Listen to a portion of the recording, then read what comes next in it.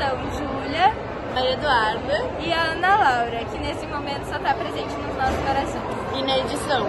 Então, o nosso trabalho é sobre um experimento de alavanca que vai ser mostrado no próximo vídeo. E depois nós explicaremos como funcionam os princípios da física que explicam esse experimento.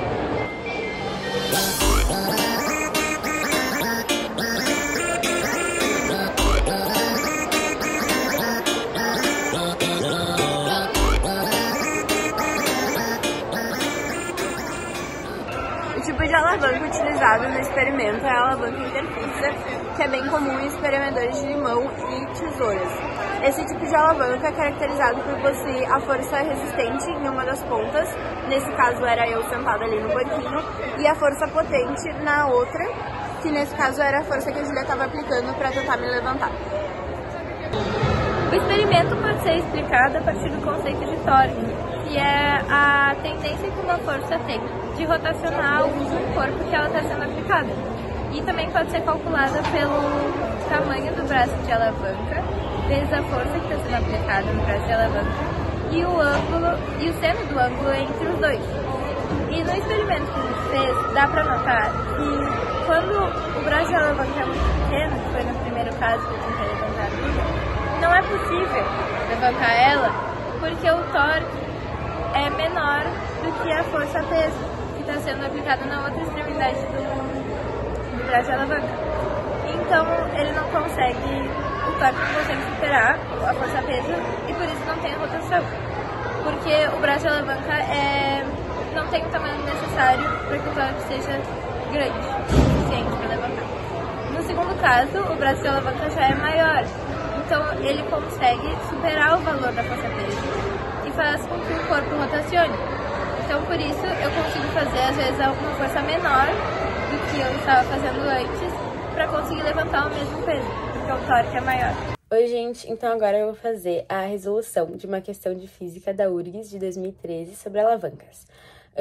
O enunciado diz o seguinte: a figura mostra uma alavanca de 1 metro de comprimento apoiada a 20 centímetros da extremidade esquerda. Daí tem a imagem dessa alavanca. E depois diz, considerando desprezível o peso da alavanca, qual o módulo da força F que deve ser aplicado na extremidade direita para sustentar em equilíbrio um peso P de 500 newtons colocado na outra extremidade?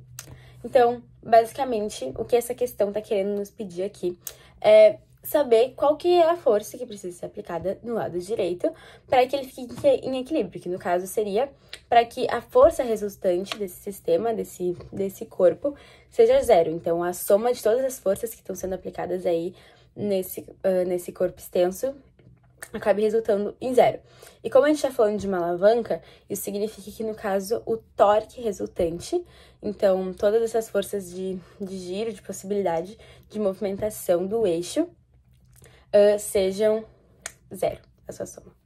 Então, para fazer esse cálculo, primeiro a gente tem que identificar as forças que, em sua maioria, já estão identificadas ali. Então, a gente tem uma força-peso do lado esquerdo, que a gente já sabe o valor, que é de 500 newtons, e no lado direito é o que a gente vai descobrir. Daí, além disso, a gente tem o eixo, que a gente tem que identificar que tá ali na pontinha daquele triângulo, que é o que vai fazer a rotação. E também a distância, que do peso até esse eixo é 20 centímetros, e como tem 1 metro, consequentemente, do eixo até o outro lado vão ser 80 centímetros. Além disso, é necessário entender que cada um dos lados vai estar fazendo uma força para o torque girar num sentido diferente. Ou seja, para a direita, essa força que vai estar indo para baixo, ela seria para o torque no sentido horário, enquanto para a força do lado esquerdo vai estar fazendo o torque para baixo, que vai girar no sentido anti-horário. Agora, para o cálculo em si. Primeiro, a gente precisa saber que para calcular o torque, a gente tem que fazer a força-peso vezes a distância do peso até o eixo. E como a gente estabeleceu agora que cada lado vai estar fazendo com que o torque seja impulsionado para um sentido diferente, a gente consegue entender que essas duas forças pro torque tem que ser iguais, para que elas se anulem, já que uma vai estar sendo para um sentido e a outra para sendo pro outro. Então, para ser zero, elas precisam ser iguais.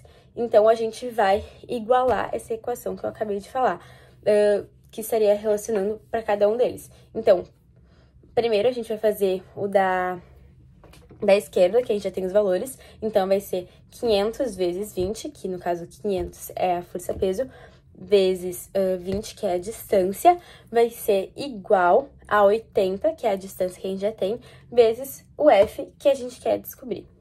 Então, fazendo esse cálculo, a gente vai acabar chegando nesse resultado, que no caso, 500 vezes 20 é igual a F vezes 80. Daí a gente vai fazer essa multiplicação, vai dar 10.000, a gente passa o 80 dividindo, corta ali os zeros, e a força vai acabar sendo 125 newtons, ou seja, a alternativa C. E é isso. Um beijo. Tchau, tchau.